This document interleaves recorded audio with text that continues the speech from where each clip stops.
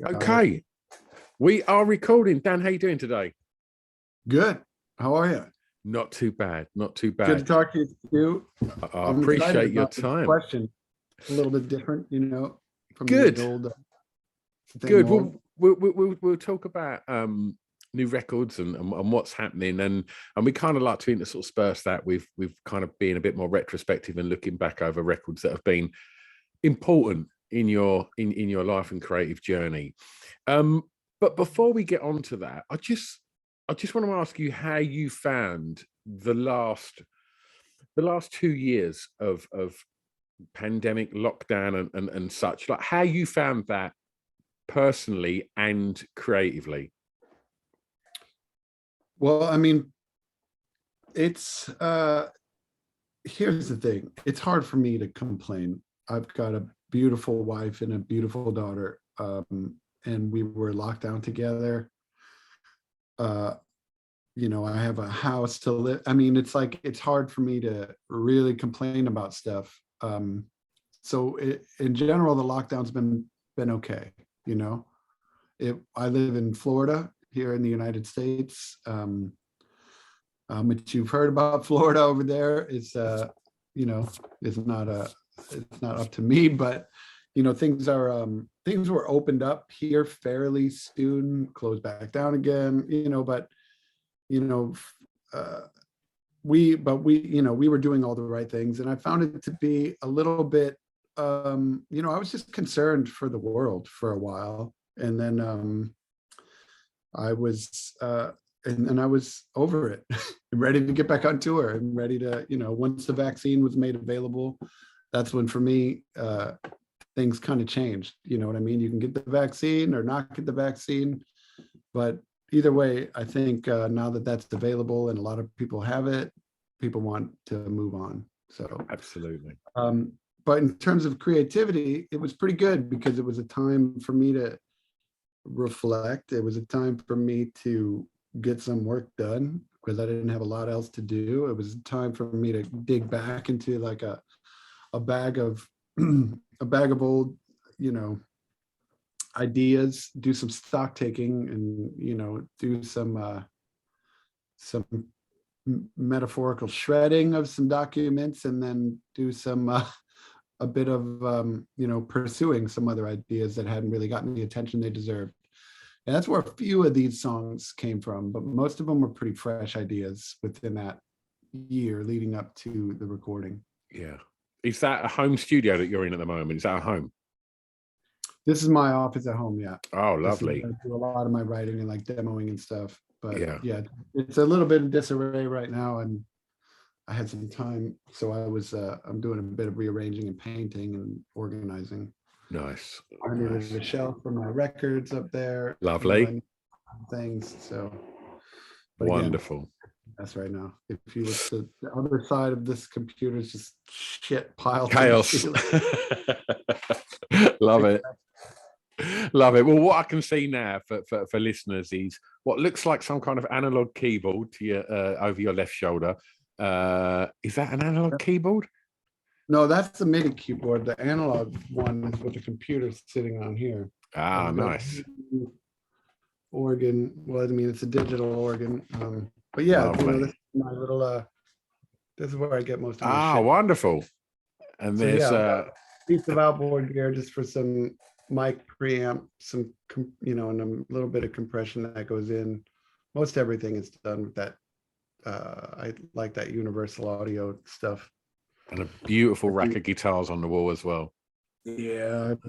Lovely. When I moved to Florida, I didn't really know anybody or have any friends.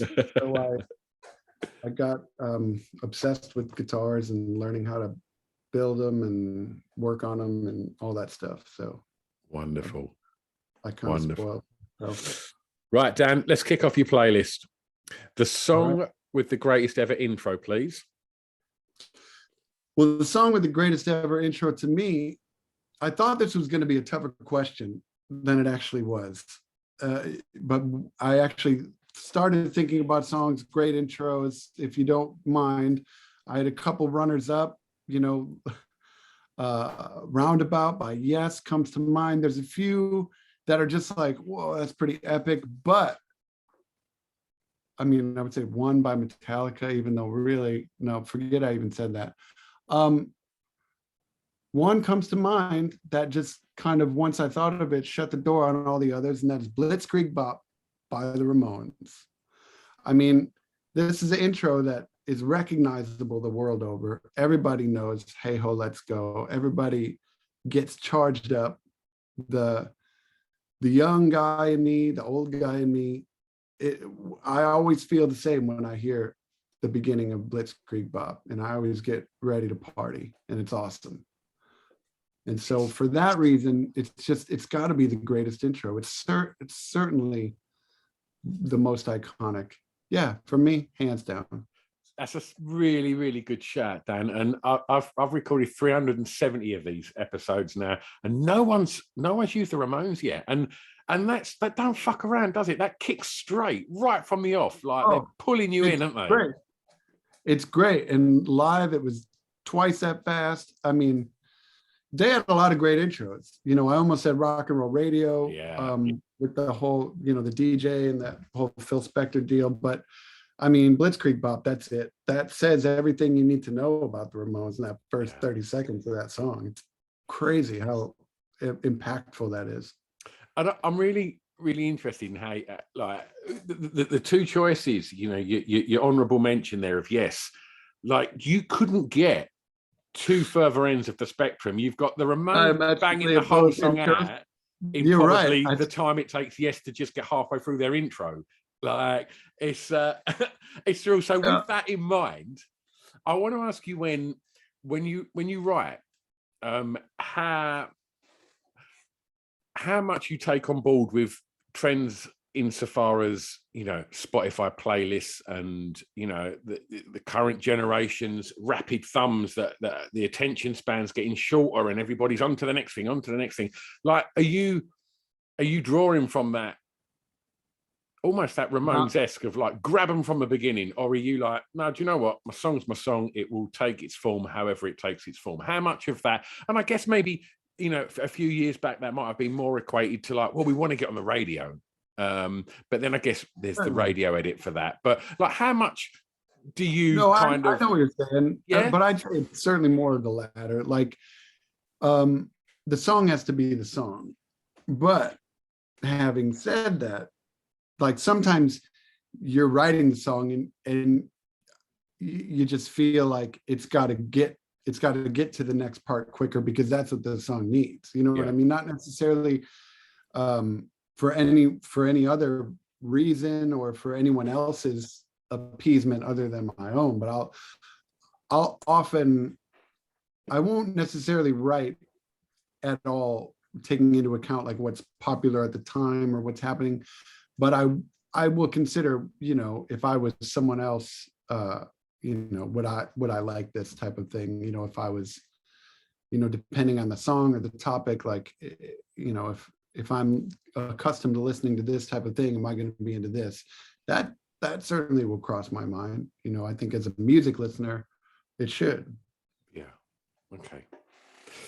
Let's take you back for track 2. The first song you remember hearing that had an emotional impact on you, please, Dan. Okay, so this was a tough one, and I'm not sure what direction a lot of people go with this one, but for me, this you know, the first song I can recall having this emotional impact was "Walk Together, Rock Together" by 7 Seconds. I was probably, and this is a much more like punk rock list than I thought I was going to get, but I surprised myself, Stu. So I was a young lad, probably 12 years old, and I was skateboarding with a friend at a friend of his house. So this kid I've never met, his name's Ken Noka, and at the time, you know, I had never met him, and I was over there with a bud called Ryan, and we went over there to skate because Ken had a quarter pipe, and on Ken's quarter pipe was spray painted this 7, you know, and it was like crossed out and had a circle around it.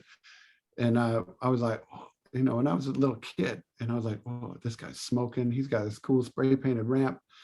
And they were listening to this record and it was awesome. And it made me like excited from the first second I heard it. And you know, it was Walk Together, Rock Together.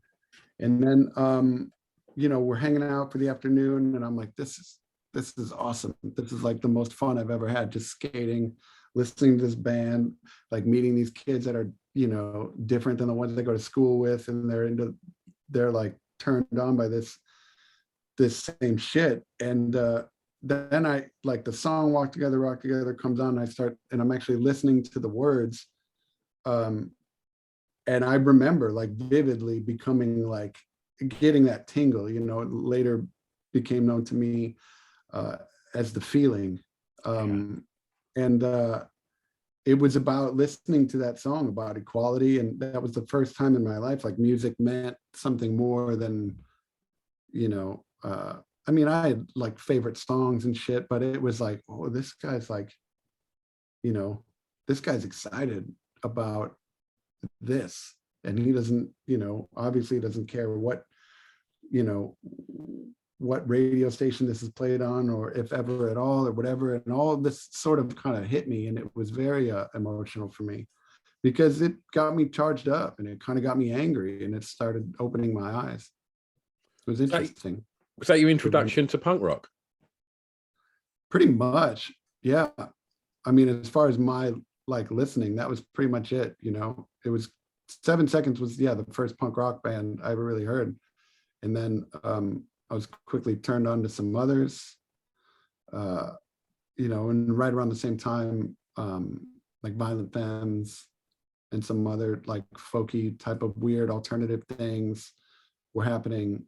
And yeah, my eyes were open to a lot of different stuff, all at right around the same time. But that day in particular was amazing. So if you had to sort of pinpoint the emotion, what would it have been? Like a little bit of excitement and a little bit of anger, you know. Yeah.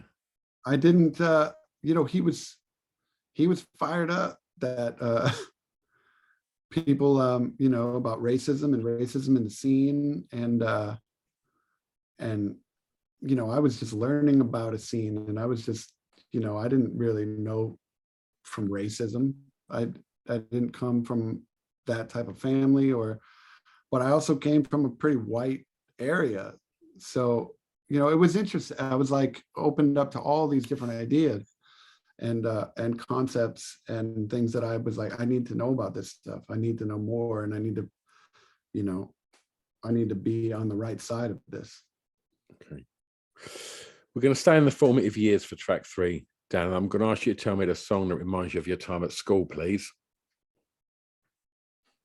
So my school days, that's when I really got into playing music. And the friends that I started playing music with first, like my brother, my friends Pat and Eric, we were in a band called Flowers, and we listened to The Wedding Present, a UK group.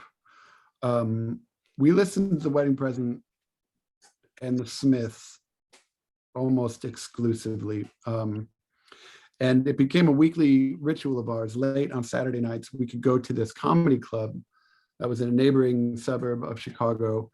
And, you know, we didn't have any money. So they would do their comedy show at like 9 or 10 at night, and it would last a couple hours. And then we could go in at midnight and see a free improv show. As long as, you know, we bought like a Coke or something. And so this was a place that we could go, you know, and smoke cigarettes and laugh. And every Saturday, the way there and the way home, it was always Wedding Present. And it's like when Sea Monsters came out, the record that Dare is on. So that's the song that I picked, is Dare by The Wedding Present, because that one to me represents everything you need to know about The Wedding Present. But that was such a formative band for me and for that small group of friends I had in those early high school years. That was a pretty special one. That was more, you know, that was, I was obviously still playing, you know, punk rock, and there was all, like I said before, all these different types of things were opened up to me. But the Wedding Present definitely represents like a huge step in advancing where I went musically, I think. It's interesting. When you sent your tracks over, I wasn't sure if how established the wedding. Obviously, the Smiths we know are a global band, but I didn't realize like how established the Wedding Present were in the States. Obviously, they were indie heroes in the UK, but I didn't know how far that sort of transcended across the world. Did they have like a decent level of sort of indie credibility and success in the States? I mean, I think at a time, I don't really know because I never got a chance to see them. But I don't think they would have played the biggest theaters. Yeah. You know what I mean? They would have played some good sized clubs probably in the mid to late 90s or mid 90s.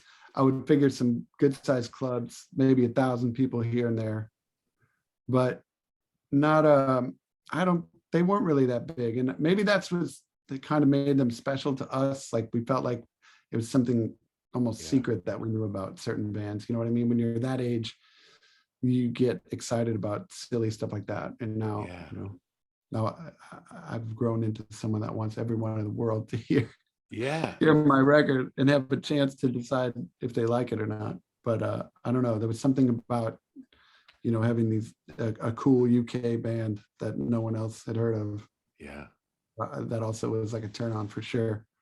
Oh, they're such an incredible band, and I've been lucky to see the Wedding Present, but maybe kind of mid to late 90s, David Gedge done a side project. I don't know if you're familiar with it, called Cinerama, and I got to see Cinerama at this tiny little venue near where I live, and I think there was probably about 100 people there, and I was just like open mouth. It's David Gedge. He's an absolute indie hero, and I went to leave the venue and walked downstairs, and I don't know why I was surprised because it's David Gedge. He's a super cool, humble guy. There was David Gedge selling his t-shirts, and I was like, "This is so cool!" Like, I mean, awesome. in hindsight, it was probably a brilliant marketing ploy because most people may have not bought a t-shirt, but David Gedge was selling them, so everyone was like, "I'll have a t-shirt." Yeah. Yep. That's how it works. Was such a top guy, man. He was such a top guy. You want to sell the shirts, you got to get out there yourself, Gedge. Absolutely. Man, that's awesome. What a cool idiosyncratic player. Like his style was always so different. I love it. Yeah. So how was school? Was that something you enjoyed? Not necessarily. For me, it was short-lived. I didn't go to, I went to high school here in the States, and then I didn't go to college. I was pretty much on the road while I was in high school, my last year there. So I had kind of one foot out the door. I mean, it was fine. I had a good time. I enjoyed myself, and I seemed to get along with everybody, which was nice. Like I had a lot of friends in high school that weren't necessarily like the punk rock kids, I had a few, like I said, that I met early on that I played music with. But then, one of those guys split for the public high school. And then most of my friends that I ended up like going to shows with and stuff, and skating with, they all went to the public high school. But then Stu, as you may know, I like to party a little bit. And so I made some friends in my high school that I could, hang out with and, smoke grass and do all these things with, the bad kids. Yeah. My high school was small, and we never got in trouble. It was crazy, the shit that we were doing. But so I guess overall, I had a good time. And they were all like into the Grateful Dead and Fish and stuff. My hippie friends at high school, and like Dave Matthews Band. But that's cool. I like it all. You know what I mean? Was there ever any kind of question as to what you wanted to do, or was music like the only option in your mind? I mean, there was a lot of question until I was, in my teens. Once I really started playing music with friends, I knew I was really enjoying it, and I knew it was something that I felt like I could do in front of people, and have fun, and something I would pursue. But it wasn't until I went on the road that I really fell in love with it. That was something that was special to us. Like the group I was in the first time I started touring was called Slapstick, and we started with little runs from Chicago or the suburbs of Chicago out to like Detroit, which was like a 5-hour drive, or St. Louis, Missouri, like another 5-hour drive. And we would do little weekends. But, the weekends would start, as we all started getting out of high school, and I think I was the last one to finish, because I was the youngest. But it seems like once that happened, the trip started getting a little longer, and that's what really kind of caught all of our, I got our hearts caught up in it, was just the people that we would meet. We would, travel in this shitty van and ask people, for a place to stay, end up sleeping on someone's floor or couch, and just those sort of friendships back then. And it was, that's how you made these relationships on the road. And that was the part of it that really drew me in. That was really the shows, obviously, but there's this whole other experience that I'm glad I got to be a part of. It was before social media. It was before any of this, and you had to pull over and call someone on a payphone to get directions to the club. And I mean, I'm very glad that now I don't have to do that, and we tour in a bus and everything, but I'm glad it started that way, because there was a lot to learn from that, and a lot of relationships and experiences to be made and had, for sure. For track 4, Dan, I'm going to ask you to tell me the first song you remember buying from a record store, please.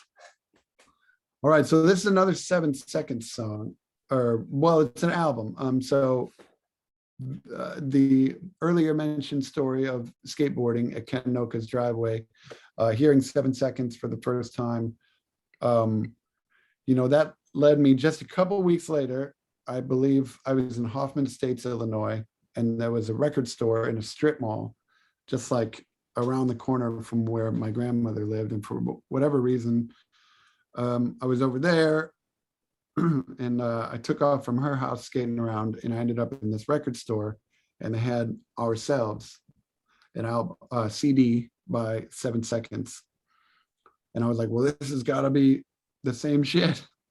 And I bought it, and I was so excited. And it was a mature 7 Seconds, like a new, not a new incarnation. It was, it was just a new sound that they were going for. And they had, that was before Soul Force Revolution, but they were definitely trending in this folky hippie type direction for a minute. And so when I first listened to it, I was a little disappointed, to be honest. And I was like, man, this is the first thing I ever bought in a store. And then I listened to it more, and it actually started to really, I was like, it started to grow on me, because the songs are fucking great. And that was another weird little learning lesson as a young punk rocker. I was like, it doesn't all have to be like super heavy, gnarly guitar and screamy. It can be, it can be these beautiful emotional songs too. They're all, coming from the same honest place, right? So be open to all kinds of shit. Absolutely. Tell me about your relationship with the record store back then, and tell me about what it's like now. Well, I was never much of a collector of things. Like, I would go to the record store with friends. I would go there just to like look around, look at t-shirts, look at stickers, buy shit. But I mean, we'd get records, we'd get stuff here and there, but we did a lot of mail order. We would order stuff from Discord or Lookout Records, things like that. Like, you'd get into a whole scene or a whole label's worth of music and just send away, put money in with your friends and just send away for a bunch of shit from Lookout, or with a couple t-shirts or whatever. And So yeah, being like more of like a skate kid, the record store was almost more just like a place you would stop as you skated around town, Yeah. you know?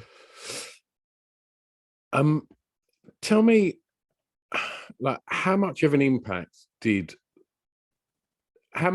music go hand in hand with skating? It was, they were married. It was everything. For me, Thrasher magazine was huge. And I mean, just seeing pictures of skaters in Thrasher with like Misfits t-shirt, or, you know, flipping through and seeing the catalogs in the back for like, you know, buy rock t-shirts. And um, so like having that combined with the skate videos, right? So every skate video that would come out, from like Bones Brigade to the when shit started to get new school with like Plan B and Birdhouse coming out with videos and stuff. Every, you know, skaters you know, montage uh would be along to a track, right? And especially back in the day, I mean, I think it was the first time I heard Green Day was on a skate video. The Savannah Slamma something or other was a weird video. And that song Disappearing Boy, that was awesome. The first time I ever saw the Bones Brigade, I think it was Public Domain, Bones Brigade 4. So when Ray Barbie and Steve Sides, they're all skating, and it's like this Odd Man Out song. I loved that. Like that stuff used to get me charged up for sure. So whenever I was skating, we were trying to, you know, I was always thinking in the back of my mind of like what, you know, what I would skate to in a video or whatever, for sure. They definitely helped introduce me to, I mean, so much stuff, totally hand in hand. And in the UK, we would go to markets in like Camden and things like that in London, and buy these skate videos, and just because, you know, the internet didn't exist then, so, you know, you could get what you could, and we'd all pass this VHS copy around. That was the first time I heard Freak Scene by Dinosaur Jr., and I was like, holy fuck, what is this record? This is incredible. And it was like so many of like me and my friends' record taste, certainly from stuff that was coming stateside, was informed by skate videos. That's so cool. I mean, for me, I mean, for Matt too, an Alkaline Trio, I know he kind of came up the same way in a neighboring suburb, and just skating and hearing shit and videos, and, you know, passing tapes along and things like that. Love it. Love it. Well, let's move things forward. And for track 5, I'm going to ask you to tell me the song, please, Dan, that soundtracked your year's clubbing. Now, this, I'll add an addendum to this. This doesn't have to be, you know, a lost summer in Ibiza with your shirt off with glow sticks, like, you know, raving to obscure techno records. This can be, you know, the local bar. This can be your local rock club. This can be your indie dive bar. This can be whatever you want. You know, it's them in them kind of pivotal years where you found your tribe and you're out. So, and so I took it a bit tongue in cheek with that in mind. So I kind of figured, right, that's what you were going for. But it just so, because I didn't have many nights clubbing with my shirt off and glow sticks in hand, or not that you can remember. Exactly. But I will say, like, at a time like in my early 20s, when I kind of first joined Alkaline Trio, and I was living downtown at this point, and, you know, my nights were getting later, and I was spending more and more of them in bars and things like this. You know, I don't know that it's a coincidence, but, you know, your musical tastes and things, you know, certainly did grow a little bit darker. And but Girls Against Boys was a band that, you know, Matt and Glenn kind of turned me on to early in an Alkaline Trio, but I got into pretty heavy because they're so great. And then when this Freakonica record came out, woo, I was just so into the production on that record, and the disco punk vibe that they had created was so cool and so badass. I mean, and that was so, like, on our way to the bar, like nightclub, it's kind of that's a club banger if I ever heard one. That's on Park Avenue. So I would certainly say Girls Against Boys, Park Avenue could be considered both like a soundtrack to my club years, if there ever were such a thing, but also just those late nights, those 4 a.m. bars, bad scene. But you know, a great song. There were no shortage, that's for sure. And I definitely would crank some girls against boys. Love it. Love it. Let's take you home. Track 6, favorite song from an artist from your home county, please. Well, so I mean, my favorite band from where I'm from is the Smoking Popes. And so when I think of the Popes, really the first thing I think of is that they were the first punk rock show I ever saw. It was at a VFW hall in Elgin, Illinois. It was like some small, weird indie festival, which was basically just like 10 bands playing in a VFW hall on one like Saturday afternoon. But the Smoking Popes played, and I'd never seen them or heard them, and it totally blew my mind. I bought a 7-inch. It was the first piece of vinyl I ever bought. And then I had to figure out a way to play it when I got home. Had to get my folks a Dig record player out of storage or wherever the hell that thing was, in the attic or something. And so, yeah, I mean, it was just different. Like there was, like I said, like 9 other bands played, and they were cool, and everyone was having fun, and the Popes played, and I was like, whoa, this is weird and tight, and I like it. So then, they put out a handful of 7-inches and records, obviously, and they went on to make some great tunes. But that song "Breaking" I chose is, to me, just pretty much a quintessential Smoking Popes tune. Very ferocious, nonstop drum fills, and just a very emotional and charged up Josh Caterer, kind of exposed in a way that I don't think he did ever again, the way he did in that song. So I think for me, that's got to be my favorite tune from my hometown. And seeing a band make that kind of noise from your hometown, did that make it seem, as as an aspiring musician, that, oh man, we can do this? Like, these guys have done this. Like, how inspirational or influential was that on you, seeing that show? Huge.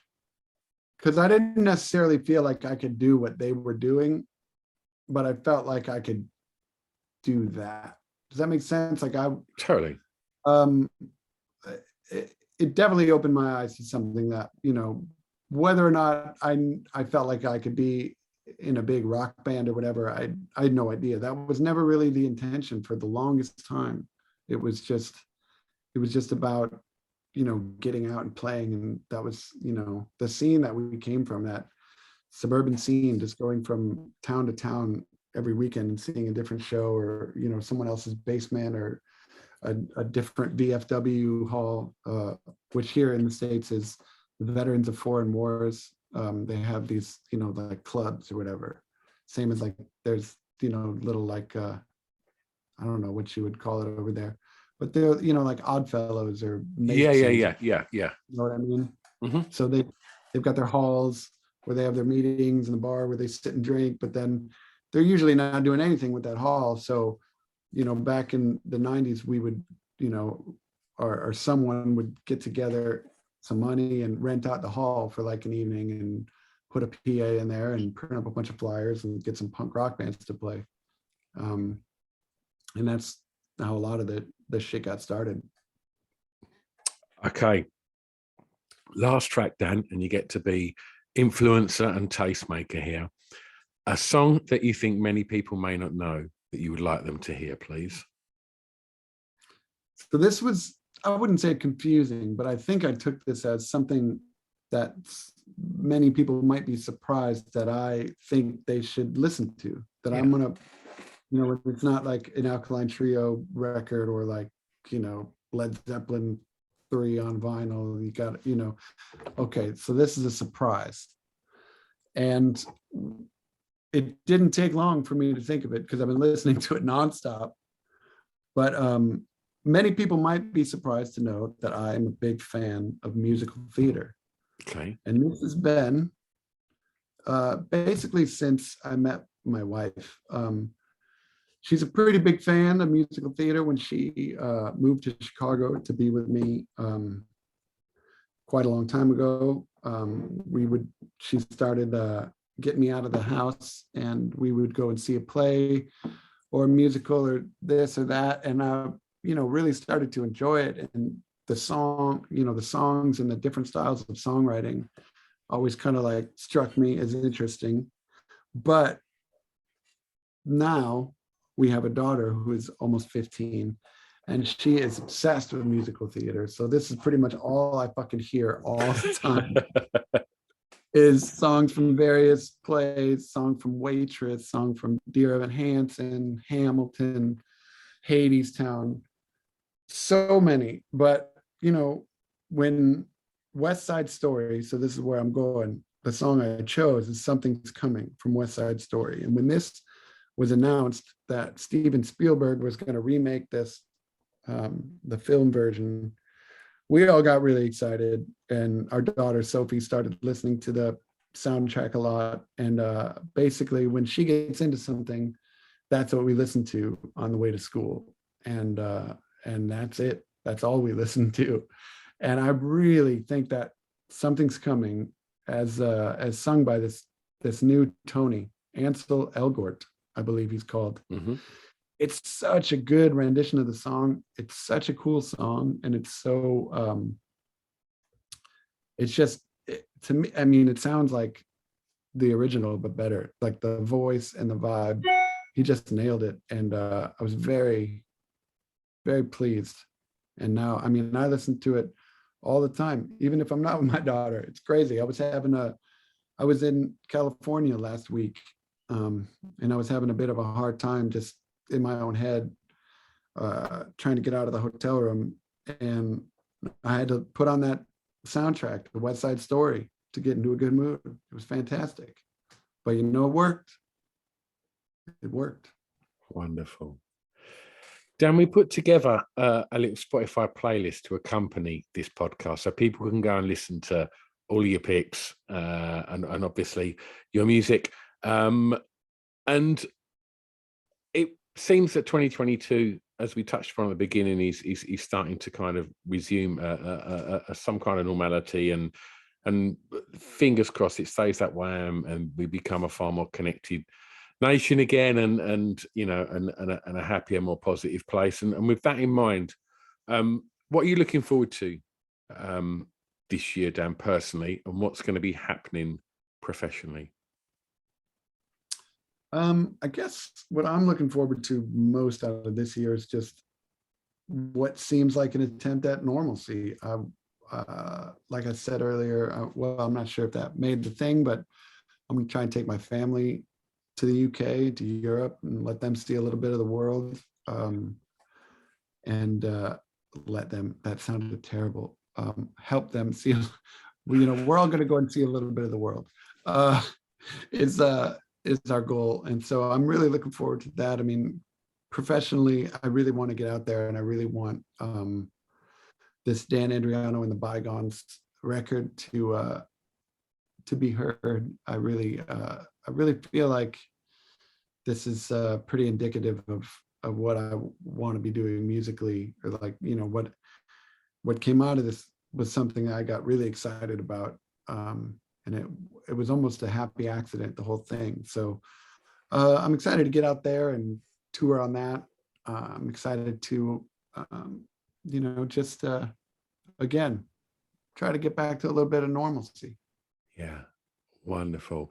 Dan, it's been an absolute joy talking records with you, man. And Sure. Yeah, good luck with the album. And when you find yourself in the UK, mate, I want to come and find you and say hey. Yeah, and absolutely. Have a wonderful week, man. And thanks so much for coming on here and talking about records with me. My pleasure, Stu. Yeah, keep doing it. This is great. Oh, thanks loads, man. Cheers, Dan. I'm just going to press stop on here, man.